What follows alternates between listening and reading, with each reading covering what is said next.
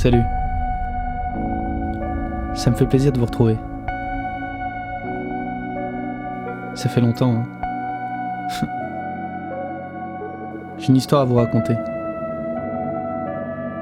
C'est une histoire qui m'est arrivée. Quelque chose qui vous change votre vie. La façon dont vous voyez les choses, votre comportement, vos envies. Tout change.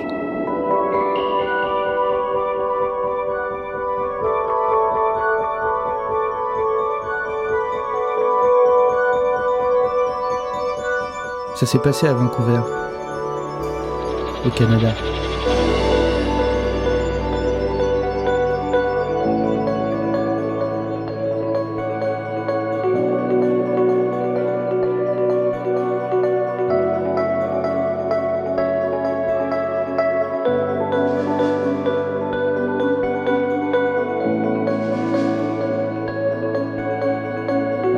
En fait, je déconne, j'ai rien à raconter.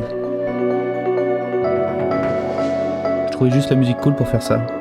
Bonjour à tous, je suis Émile Franlac et bienvenue dans cette nouvelle émission, le Café d'Émile, présenté par votre serviteur, Émile.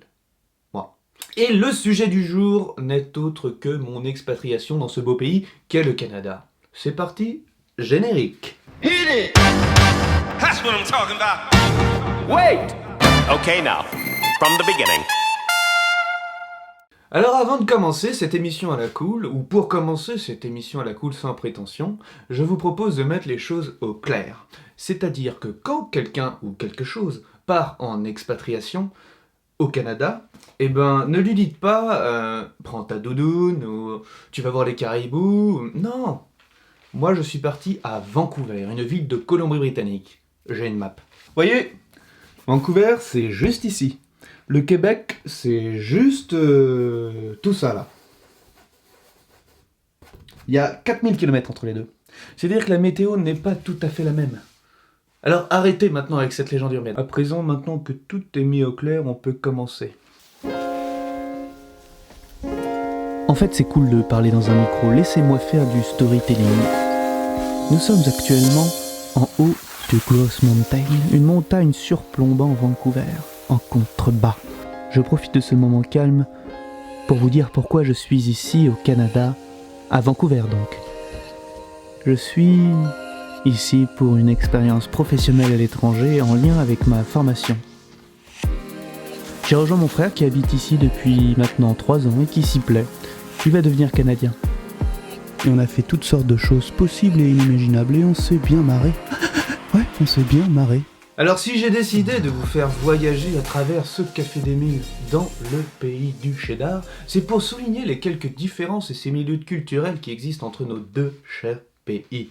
Alors, tout d'abord, parlons un peu de Vancouver. Pour le petit topo, Vancouver, c'est une ville assez américanisée parce qu'elle est à une demi-heure de la frontière des États-Unis, non loin de l'océan Pacifique et entourée de montagnes qui lui donnent un charme extraordinaire.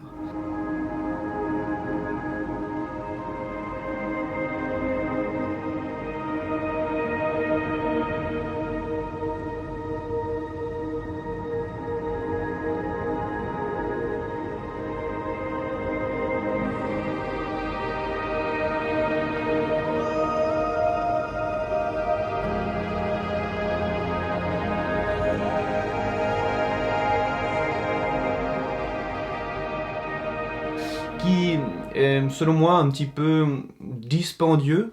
J'ai failli m'évanouir en entendant le prix des loyers. 3000 $ pour être en plein downtown, ils sont complètement barjots ces Canadiens. Tout est cher là-bas, enfin c'est une ville occidentale, voilà, tout est très cher. Les forfaits de téléphone sont un plus de 60 $ pour avoir 1 giga d'internet. L'autre jour j'étais en plein rendez-vous bancaire à la RBC, Royal Bank of Canada, et ma conseillère bancaire me demande « Vous avez pas de numéro canadien ?» Enfin, elle me l'a demandé en anglais, mais je vous fais la traduction. Je dis « Non, attendez, il me prend 60 balles tous les mois, je suis correct. » C'est comme avec leur histoire de tips, littéralement traduit les pourboires. Ils en mettent partout. C'est-à-dire que t'as un prix affiché parfois dans un magasin ou dans un restaurant, et ben que je te rajoute les tips, que je te rajoute la taxe d'alcool, je beurre la biscotte, et je me retrouve avec un prix totalement différent du prix annoncé au départ. Alors attention, j'ai rien contre les tips, c'est la culture locale, mais on peut se demander, je pose la question, est-ce que mettre un tips obligatoire c'est toujours un pourboire ? Voilà. Alors c'est vrai que moi, naïf comme j'étais, je mettais des tips un peu partout, au caissier du supermarché, ici et là, on met des tips à tout le monde, et on m'a vite dit, tu vas te ruiner, mais c'est pas possible. Moi en réalité, si je pouvais mettre moins quelque chose aux tips, je crois que je le ferais. Pour rester dans le thème du dollar, c'est un peu comme quand tu remplis ta déclaration d'impôt, ils te demandent une question, alors tu retrouveras ça qu'au Canada, enfin je pense. Est-ce que vous êtes indien ou pas?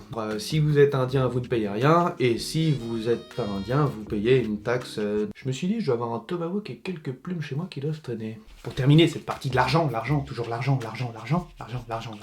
Les bières aussi sont assez chères. C'est un très bon pays à bière, par contre, il n'y a que des bières, il y a beaucoup de brasseries. Beaucoup de bières sont brassées là-bas, du coup, parce qu'il y a beaucoup de brasseries. Elles sont vraiment très succulentes. Mais bon, sachant qu'il faut hypothéquer ta baraque pour prendre un verre, tu réfléchis deux fois avant de consommer. Surtout que là-bas, ils te poussent quand même un peu à la consommation. Dans chaque bar, il te reste à peu près ça d'alcool dans ton verre, enfin de bière. Ils te la chopent, more beer. T'entends, est-ce que je peux te prendre 10 balles? Alors vous n'êtes pas sans savoir que au Canada, et plus particulièrement à Vancouver et en Colombie-Britannique, on parle anglais. Wow. Et si je devais évaluer ma progression en anglais, ce serait de dire bonjour à passer sa commande de McDo tout seul. Oui, je me suis rendu compte de mon niveau en arrivant là-bas, quand dans un restaurant j'avais besoin d'une serviette et j'ai demandé « Can I have a towel, please ?» Alors bien sûr, vous qui êtes bilingue, vous savez que towel c'est serviette de bain, et ça, c'est le fun.